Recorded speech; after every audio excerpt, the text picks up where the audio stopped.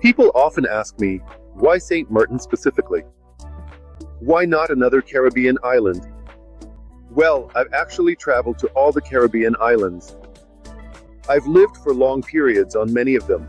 I studied real estate, looked into investments, and I chose this island not because of Instagram photos, but based on a very simple logic, where it's truly convenient and comfortable to live for a long time.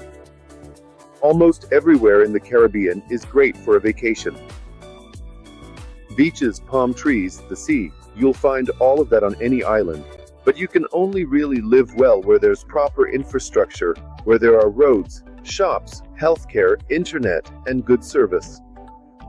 Because a holiday is one thing, but actually living somewhere is something completely different. On St. Maarten, there's a rare balance, civilization and exoticism all in one place.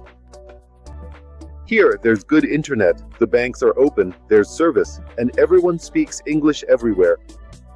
That's a huge plus for Canadians. There are medical services here, clinics, private doctors. There are insurance programs here. It's not Canada, but it's not the wild Caribbean either. For a normal life, that's more than enough. Let me say a few words about the food. For me, that's essential, because sooner or later you'll get tired of coconuts and bananas, and you'll want regular food you're used to. On St. Maarten, there are excellent grocery stores with European products, proper produce, meat, cheeses, wine, and seafood. There are a huge number of restaurants here with all kinds of cuisine: French, Italian, Asian, Creole. It's not just one or two restaurants for the whole island, you know. There's actually a lot to choose from here. The next important point is logistics. There are direct flights here from Canada during the high season, and convenient year-round flights with one stopover through New York or Miami. That means you're not cut off from the world. You just get on a plane, and in a few hours you're on the island. Now, about money.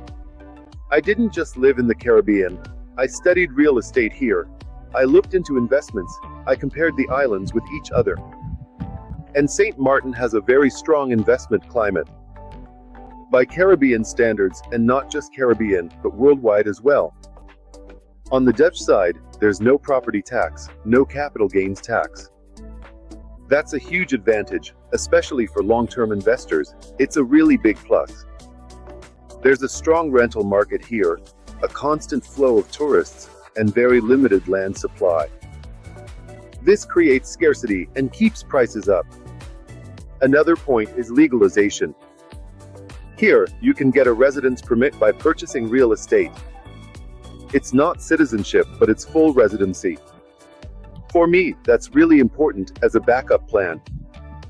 The world has become unstable, and having a warm, permanent, safe place in another country, well, that's what I wanted, and that's where my common sense lies. It's not a luxury. I've traveled all over the Caribbean islands, lived for long periods on many of them, studied real estate there, and looked into investments. And so, the island I chose is St. Maarten. It's not perfect, but it's the most balanced for living, for spending winters, and for investing.